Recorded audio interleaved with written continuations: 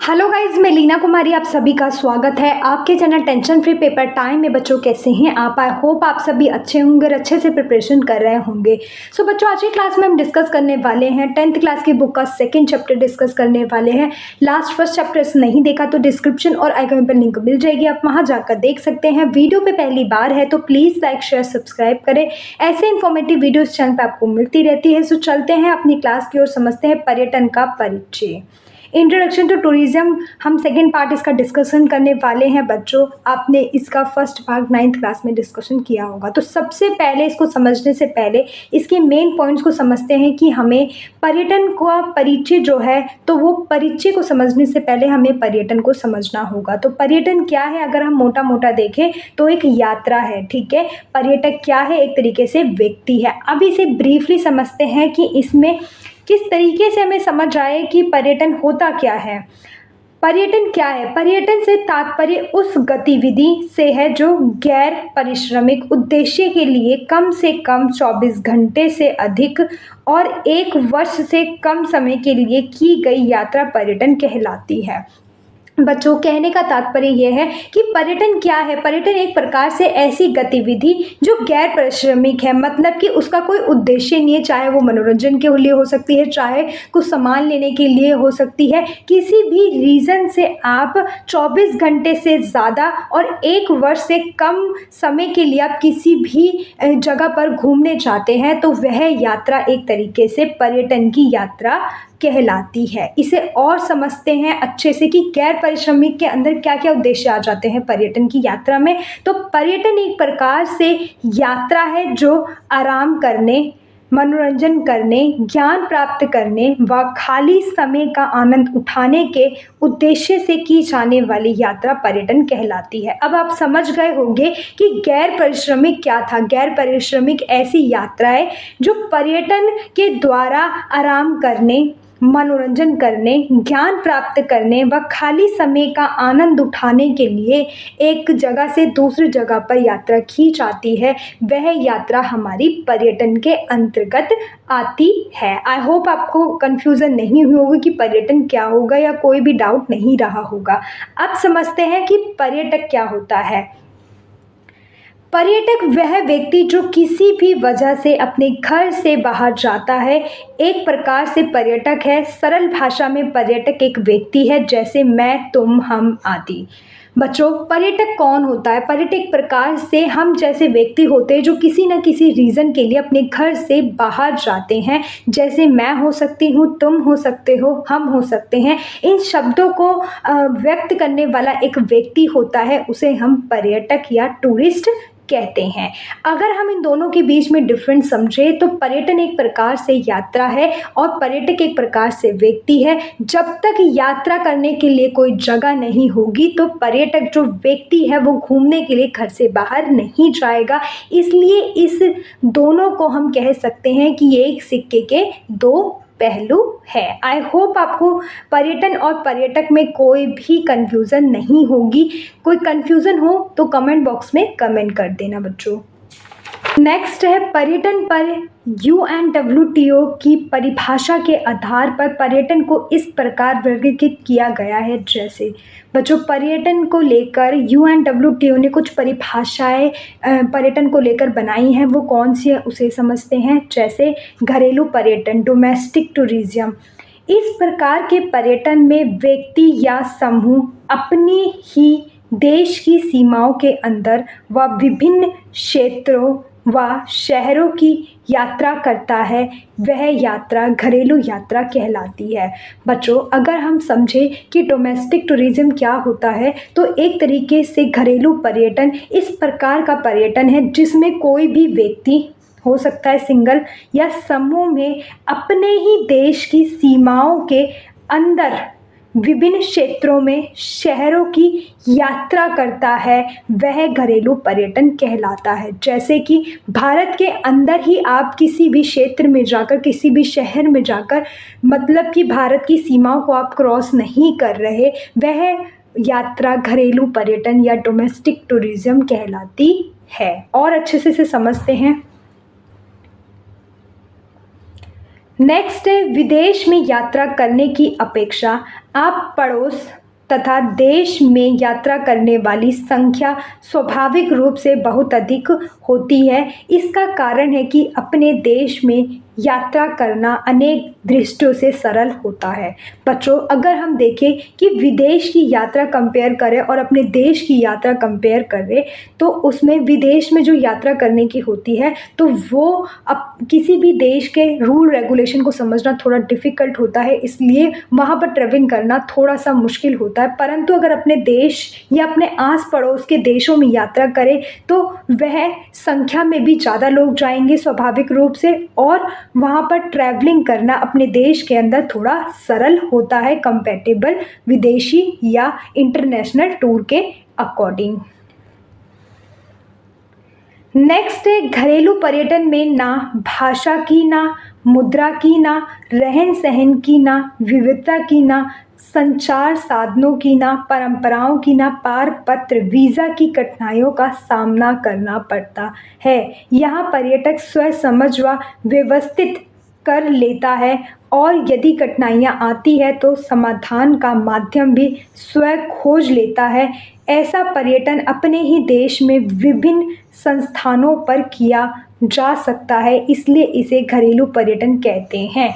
बच्चों, अगर और ब्रीफली समझे तो घरेलू पर्यटन एक प्रकार से ऐसा पर्यटन है जहां पर आपको अलग भाषा को जानने की ज़रूरत नहीं होगी, मुद्रा की चेंज कराने की ज़रूरत नहीं होगी। वह बहुविविधता मतलब कि रहन सहन खान पीना आपका अलग नहीं होगा। अपने देश के अगर शहरों क्षेत्रों में जाते हैं तो सिमिलर ही आपको देखने का मिलेगा। आपका संचार साधनों मतलब कि बोलने तरीके की और उठने बैठने त्योहारों की, इन सब के अंदर आपको बदलाव देखने को नहीं मिलेगा अगर आप अपने देश की सीमा के अंदर ही यात्रा करते हैं, और ना ही आपको वीज़ा की ज़रूरत पड़ेगी। परंतु जैसे ही आप इंटरनेशनल यात्रा करते हैं तो आपको इन सब समस्याओं का सामना करना पड़ेगा, और साथ ही अगर आप नेशनल रूप में या अपने देश के अंदर ही यात्रा करते हैं तो अगर कोई दिक्कत आ जाती है तो उस दिक्कत को भी आप खुद से ही सॉल्व कर लेते हैं, और साथ ही विभिन्न संस्थाओं पर आप जाकर कोई सी भी कन्फ्यूज़न हो आप उसको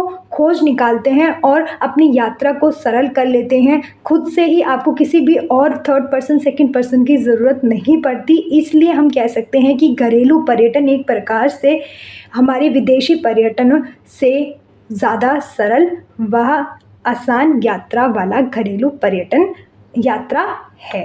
ठीक है बच्चों, अब समझते हैं अंतर्राष्ट्रीय पर्यटन या विदेशी पर्यटन। इंटरनेशनल पर्यटन क्या होता है? तो एक तरीके से मोटा मोटा समझे तो अंतर्राष्ट्रीय विदेशी पर्यटन में दो देशों के बीच यात्राएं शामिल होती है। या तो आपसे अंतर्राष्ट्रीय या फिर विदेशी दोनों ही आपको वर्ड से समझाकर एक क्वेश्चन पूछा जा सकता है कि अंतर्राष्ट्रीय पर्यटन क्या होता है या विदेशी पर्यटन क्या होता है। आपको डेफिनेशन एक ही लिखनी है क्योंकि दोनों एक ही है। तो ये क्या है? ये एक तरीके से दो अलग देश आपस में जाकर यात्रा करते हैं, एक दूसरे देश में जाते हैं, तो वह एक तरीके से जब जाने की यात्रा है वो हमारी इंटरनेशनल अंतर्राष्ट्रीय या विदेशी यात्रा कहलाती है। और इसकी डेफिनेशन से इसे सरल रूप से समझते हैं बच्चों। नेक्स्ट है वह पर्यटक जो अपने देश की सीमाओं से बाहर जाकर भ्रमण करते हैं वह अंतर्राष्ट्रीय व विदेशी पर्यटन कहलाते हैं। बच्चों, अगर हम बात करें कि इंटरनेशनल या अंतर्राष्ट्रीय विदेशी पर्यटन यात्रा क्या है तो वह एक तरीके से किसी भी पर्यटक या किसी भी व्यक्ति द्वारा अपने देश की सीमाओं से बाहर जाकर भ्रमण करना मतलब यात्रा करता है, वह यात्रा हमारी अंतर्राष्ट्रीय या विदेशी यात्रा कहलाती है। जैसे कि भारत की सीमाओं को क्रॉस कर कर आप अमेरिका जाते हैं तो ये जो यात्रा है वो हमारी इंटरनेशनल यात्रा कहलाती है। और अच्छे से समझते हैं, जब पर्यटक दूसरे देश में पर्यटन हेतु जाता है जो एक अलग राष्ट्रीय इकाई होती है तथा उसकी अपनी राजनीतिक और आर्थिक व्यवस्था होती है तो उसे विदेश व अंतर्राष्ट्रीय पर्यटन कहते हैं। बच्चों, जब भी कोई पर्यटक किसी भी देश में जाता है किसी दूसरे देश के अंदर तो उनकी एक राष्ट्रीय उनके रूल रेगुलेशंस होते हैं अपनी कंट्री के, ठीक है, उनकी अपनी एक राजनीतिक व्यवस्था होती है, आर्थिक व्यवस्था होती है, इसलिए उस यात्रा को हम विदेशी पर्यटन यात्रा भी कहते हैं।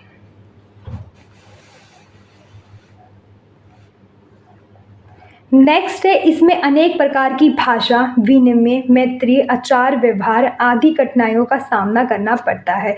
जब हम विदेश के अंदर जाते हैं तो हमें भाषा का, वहाँ पर खरीदने का और वहाँ के लोगों से बातचीत, मैत्रीपूर्ण व्यवहार करने की कठिनाइयों का आपको सामना करना पड़ता है, क्योंकि आप वहाँ के लोगों का बिहेवियर नहीं जानते। तो आपको बड़े ही पोलाइट वे से किसी भी सिचुएशन को हैंडल करते हुए अपने आचार व्यवहार, मतलब कि आज आपका जो बिहेवियर है वहाँ के लोगों के बिहेवियर जैसा आपको करना पड़ता है।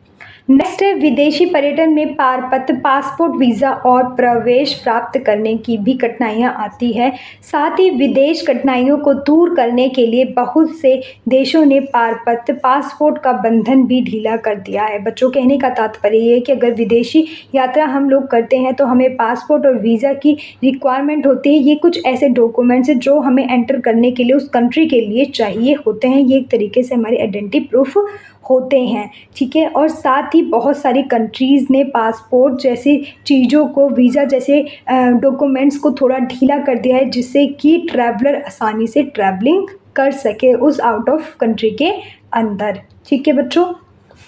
आप समझते हैं इनबाउंड टूरिज्म या पर्यटन। जब लोग अपने मेज़बान मतलब कि वहाँ के लोग जो आते हैं बच्चों, उनका रख रखाव जो करने वाला व्यक्ति होता है उसे मेज़बान कहते हैं। और अच्छे से समझते हैं, जैसे मूल देश से बाहर दूसरे देश की यात्रा करते हैं तो इसे उस देश के लिए आने वाला पर्यटन इनबाउंड पर्यटन कहलाता है। जैसे जब भारतीय मूल मतलब कि उस देश में भारत का रहने वाला व्यक्ति मूल निवासी होता है बच्चों, ठीक है, का कोई पर्यटक जापान या यात्रा करता है तो वह जापान के लिए इनबाउंड पर्यटन कहलाता है।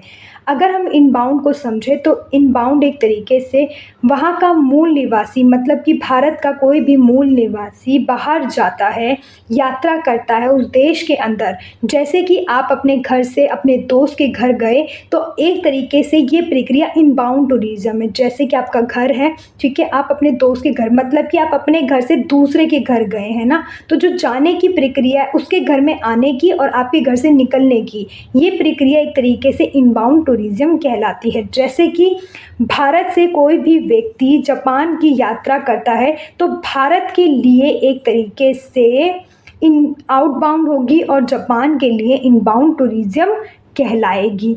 आप जब आउटबाउंड भी समझ लोगे तो आपको जो डिफरेंस है वो थोड़ा समझ आ जाएगा, ठीक है। और अच्छे से समझते हैं इसे।